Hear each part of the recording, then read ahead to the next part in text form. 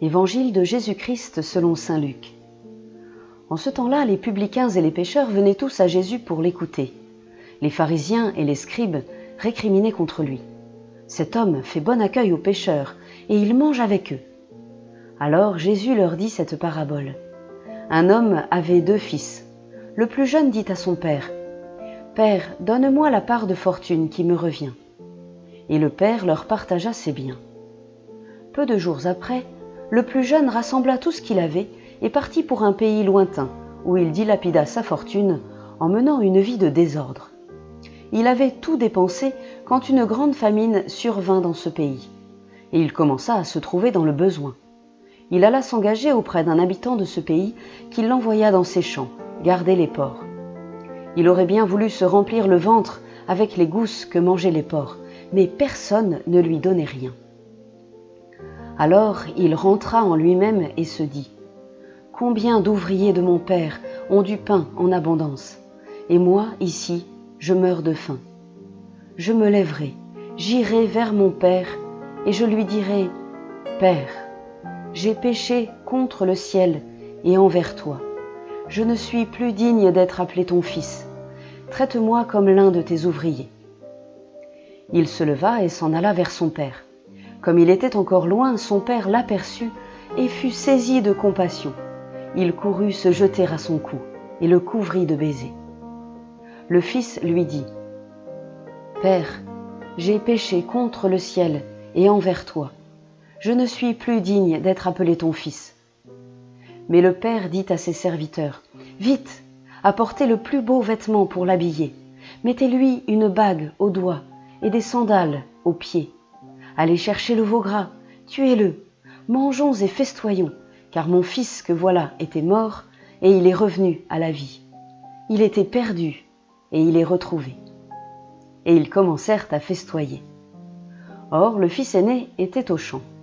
Quand il revint et fut près de la maison, il entendit la musique et les danses. Appelant un de ses serviteurs, il s'informa de ce qui se passait. Celui-ci répondit « Ton frère est arrivé, et ton père a tué le veau gras parce qu'il a retrouvé ton frère en bonne santé. » Alors le fils aîné se mit en colère et il refusait d'entrer. Son père sortit le supplier. Mais il répliqua à son père « Il y a tant d'années que je suis à ton service, sans avoir jamais transgressé tes ordres, et jamais tu ne m'as donné un chevreau pour festoyer avec mes amis. Mais quand ton fils, que voilà, est revenu après avoir dévoré ton bien avec des prostituées, tu as fait tuer pour lui le veau gras. » Le père répondit « Toi, mon enfant, tu es toujours avec moi, et tout ce qui est à moi est à toi. Il fallait festoyer et se réjouir, car ton frère que voilà était mort, et il est revenu à la vie. Il était perdu, et il est retrouvé. »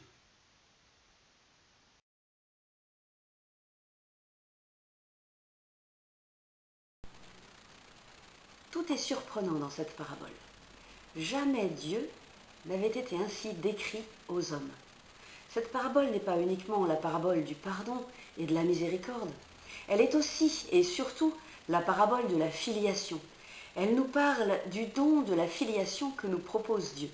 Elle nous parle de comment être fils et de comment Dieu est Père. Dans cette parabole, Dieu nous montre le chemin pour recevoir ce don de la filiation, pour naître à cette filiation nouvelle. Au départ, les 2 fils, qui sont somme toute assez semblables, ont une même image faussée du Père. Un Père autoritaire que l'on craint, qui ne sait que donner des ordres, à qui il faut obéir. Un Père riche et avare, qui ne donne même pas un chevreau. Le fils aîné s'écrase devant cette autorité et ne fait qu'obéir en tremblant. Le fils cadet, plus frondeur, préfère partir vivre sa vie ailleurs que sous la coupe de ce père si autoritaire. Le fils cadet va découvrir cette nouvelle et vraie figure de son père. Il va découvrir au cours de cette histoire, au cours de son aventure, qui est réellement son père. Lorsqu'il va demander, dans la crainte, au moment de son départ, sa part d'héritage, le père soi-disant avare la lui donne immédiatement et sans discuter. Il souffre certainement, mais il donne. Le fils cadet découvre qu'il a un père qui donne sans condition. Après avoir tout dépensé, après avoir souffert de la faim et de bien d'autres choses encore certainement, le fils cadet pense qu'il serait temps pour lui de mettre son amour-propre dans sa poche et de revenir affronter son père. La colère de son père, certainement. Pensez donc, il a gaspillé la moitié de la fortune familiale. Sur le chemin du retour, le fils cadet avait préparé sa tirade pour affronter tête basse son père si autoritaire et près de ses sous. L'image qu'il s'était faite de son père était totalement fausse. À cette occasion, à l'occasion de ce retour, il découvre un père qui perd son temps à attendre que son fils revienne. Un père qui ne lui demande même pas de compte, qui ne lui laisse même pas finir sa phrase, cette belle tirade, pourtant si bien préparée. Un père qui lui remet un certain nombre de choses, riches en symboles. Tout d'abord, des sandales. Il est et reste le fils de la maison. Il ne revient pas en esclave, les pieds nus. Il reprend sa place de fils. Le père lui remet aussi la plus belle robe. Il lui remet l'anneau, le sceau, signe que par là, son père lui confie à nouveau son propre nom. Le fils pourra prendre des décisions et les valider, leur donner effet et autorité grâce au sceau de son père, grâce au sceau du maître de la maison. Le père lui fait une totale confiance, lui remet toute autorité sur ses gens, sur ses bêtes, sur ses biens, etc. Le fils peut tout faire au nom du père. Le fils cadet entre dans une nouvelle relation avec son père. Là, il devient vraiment fils, et le fils devient vraiment père. Il entre dans un partenariat avec son fils. Le fils cadet a ouvert les yeux. Le fils aîné, pas encore. Il ne voit dans la supplique de son père de venir faire la fête avec eux qu'un ordre de plus, auquel il doit obligatoirement obéir. Et une fois n'est pas coutume, il refuse d'obéir. Lui n'a pas encore découvert le vrai visage de son père. Mais ça va venir. Cette révolte face à la prétendue autorité de son père va sans doute lui ouvrir les yeux. Cette révolte va certainement permettre au père de s'expliquer enfin avec son fils aîné. Quant à nous, essayons d'entrer un peu plus dans la peau du fils qui quitte son père, afin de découvrir, avec le fils prodigue, notre être de fils et de fille.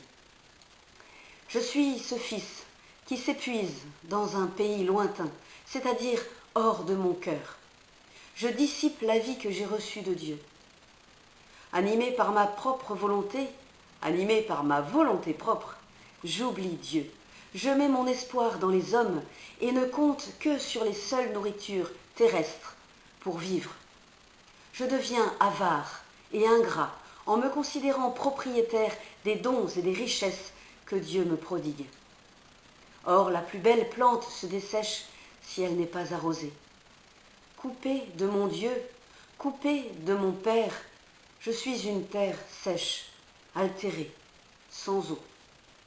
Mais au fond de moi, le meilleur de moi gémit et se souvient. Tout comme le Fils prodigue, nous portons en nous la mémoire de la paternité divine, les paroles que le Père céleste a prononcées et dont ses enfants se souviennent de génération en génération.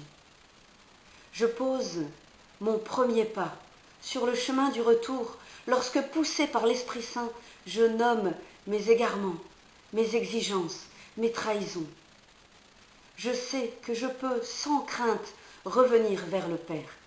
Je sais qu'il m'aperçoit de loin, c'est-à-dire là où j'en suis, tel que je suis. Je sais qu'il m'attend.